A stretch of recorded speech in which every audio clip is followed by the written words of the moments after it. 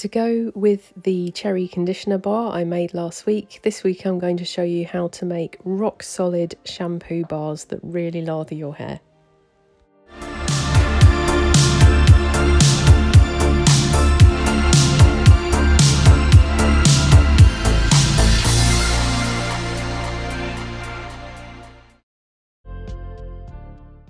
Okay, to go with the conditioner bar that I made last week, I'm going to make a shampoo bar, and for this one you will need a respirator, a really good fitting respirator, because we're using those lovely floaty powders again. So we're going to start off with sodium cocyl isethionate, otherwise known as SCI. That's a mild anionic surfactant, and it will cleanse and foam and add some structure to the bar. This is particularly floaty and not nice to breathe in, so please wear your respirator before adding this. And then to this I'm using mica, so I'm going to add my colour now. If you were using a water soluble colour you could add this to the cocamidal propyl betaine instead, but because I'm using mica and it's a powder, I'm going to disperse it in the SCI to make sure that we get even dispersal and not big clumps of colour here and there, or at least as best as I can. So I'm going to mix that in, and then we're going to add our cocamidal propyl betaine to this. The reason we're doing this is because we want to melt down the SCI to get the hardest, longest lasting bar possible, and the best way to do that is to melt the SCI, and that will readily melt down in certain ingredients, one of those being cocamidal propyl betaine. The cocamidal propyl betaine is also an amphoteric surfactant that will help to bind the bar, create good foam and lather, and keep the bar nice and mild. So we're going to put those two ingredients in a glass bowl in a well-filled water bath, and then heat that to 70 degrees or slightly over to fully melt the SCI. In the meantime, I'm going to get ready the rest of my phase A ingredients, of which I'm using BTMS 50, which is a cationic conditioning emulsifier used for its conditioning properties and to harden the bar. Yes, it's cationic and we have anionic ingredients which are opposite, but it is okay because it's a solid bar, so it can't destabilize the formula because they're not all swishing around together. They will both do their job to wash your hair. You also saw me add cetyl alcohol, which is a conditioning fatty alcohol that helps to moisturise the hair, add nice slip, and to again harden the bar, and some SLSA, which is a mild anionic surfactant to cleanse and foam and add more structure. So those are done, put those aside for now, and we're going to work on our cool down phase so that it's ready when we need it. And for that we're adding D-panthenol, which helps the bar glide through the hair and leave it more manageable. It's often referred to as provitamin B5, and D-panthenol is the liquid version.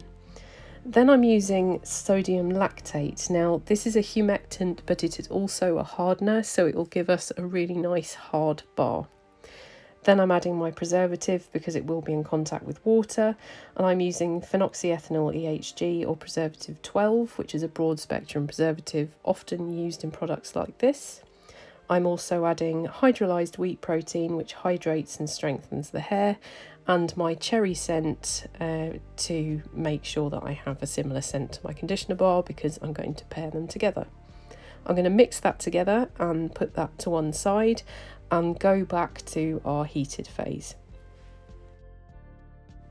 As I said earlier, we want to heat this to about 70°C or above, and you'll see the SCI melts very readily when it's in a water bath like this. It goes nice and gloopy like this, and then once that's all melted down, you're happy the SCI is at 70 degrees, everything is melted.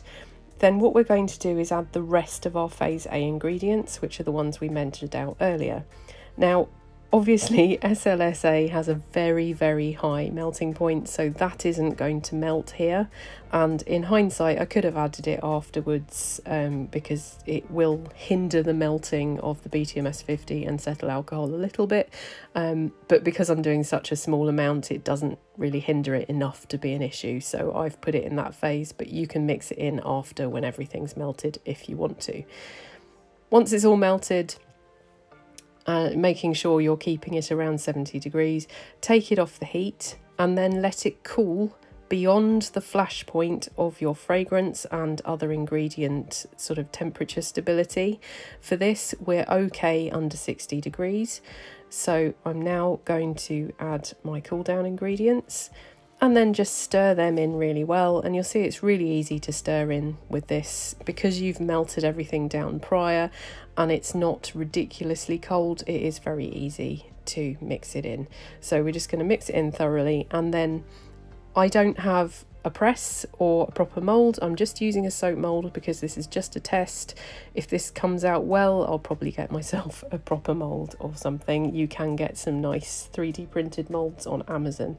I will link them below if I remember. If I don't, then prod me.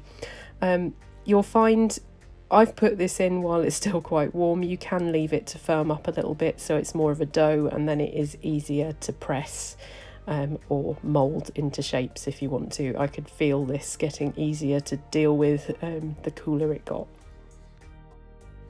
The idea behind this bar was that it was going to be a nice sort of cleansing shampoo for normal to oily hair, and it was also going to condition a little bit but not too much because oily hair doesn't need too much. And as you can see, it's cooled down and it's quite pliable now. If I was making a conditioning shampoo bar, I might add a little bit of cocoa butter or something to that instead, but we omit this for this one because of the hair type we're using it for. And I'm going to put this now in the freezer to completely set up, and I'll show you the finished product shortly.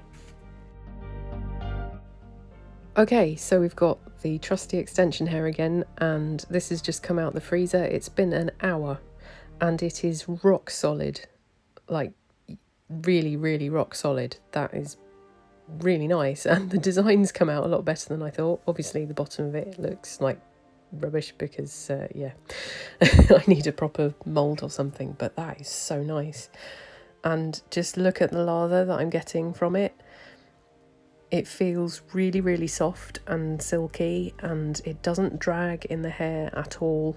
I know this extension hair has been through it because I test everything on it, and I know other hairdressers are going to be looking at the way I wash this hair with it and going, oh my god, what are you doing? Yeah, I'd just roughly washing it because I need to see if it tangles or if it dries out the hair or anything, and it's not. It feels great, except I can't rinse it out very well in this bowl, so I'm going to run off into the bathroom and rinse this out properly and come back and report back. And yeah, that feels, I mean, really, I don't even think I need a conditioner. It has really, really worked wonders on this hair. But I am going to test it on my own hair and use my conditioner bar with it as well, and I'll report back the results in the blog, which will also have the formula and the method for you, and that will be on my Patreon. Thank you for watching, and I'll see you in the next one.